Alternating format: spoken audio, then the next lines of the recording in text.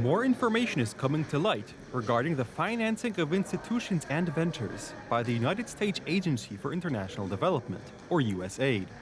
During the Democrats' rule in the states, vast sums of money flowed towards ideological warfare in countries all over the world. What's worse, the funds provided by USAID were also intended to be used to overthrow right-wing governments. Just how were voters manipulated? General elections, the most democratic of all processes. They are preceded by long campaigns and debates, all designed to persuade those going to the polls, particularly the undecided. These swing voters frequently make use of so-called political alignment tests, which match their answers on a policy questionnaire to candidates in upcoming elections. It's all well and good, as long as foreign money isn't involved. President Donald Trump and Elon Musk are correct in claiming that elections in other countries were influenced with USAID money in order to topple conservative governments. This was also the case in Poland in 2023. Nearly half of people declared that, before filling out the Polish voter lighthouse test, they did not know who to vote for beforehand. According to a 2023 poll, several percent of voters were undecided. With a 74% turnout, that's about 3 million votes. There was much to fight over, and the voter lighthouse political alignment test was eager to extend a helping hand. It is a tool through which we can find out, if we don't already know, who to vote for. But did it actually point out the correct option? A quick check can illuminate the situation.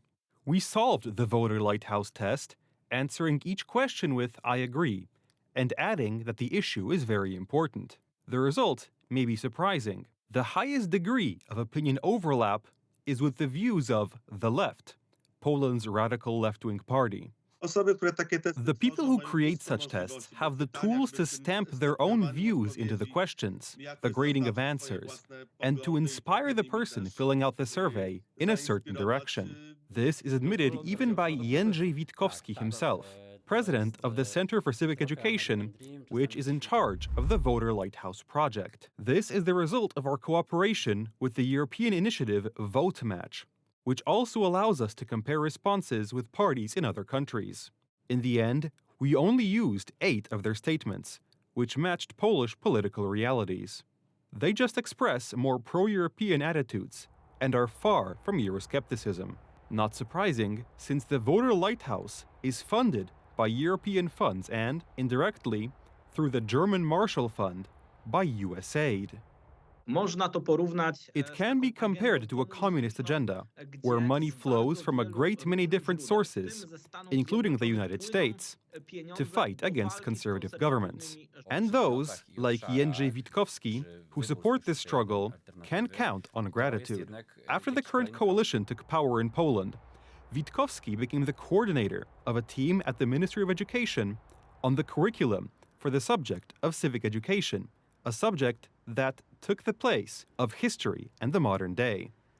Certain things result not just from ideology, but also from certain commitments that have been made. There are many more similar situations. The Open Dialogue Foundation, along with other NGOs, has sent a letter to the prosecutor's office for a review of political investigations, including the investigation involving its founder, Bartosz Kramek.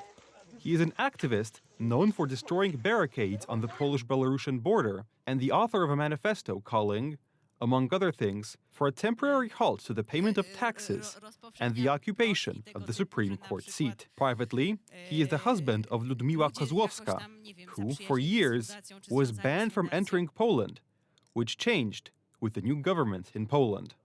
It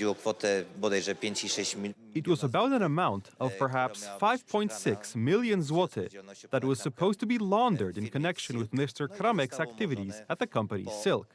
And the case was dropped 7 days after the letter from the Open Dialogue Foundation went to the prosecutor's office. The money flowed not only to activists, but also to influencers, who joined in the process of spreading particular narratives through social media.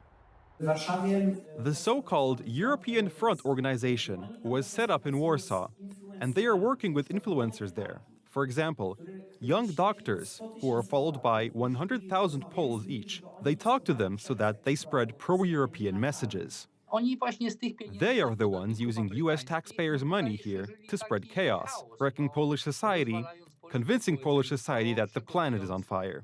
According to MEP Dominik Tarczyński, this is a fraction of what was happening while USAID was under the Democrats' control. Myślę, że to, co usłyszeliśmy na I think what we have heard about left-wing foundations, NGOs of various kinds, is only the beginning.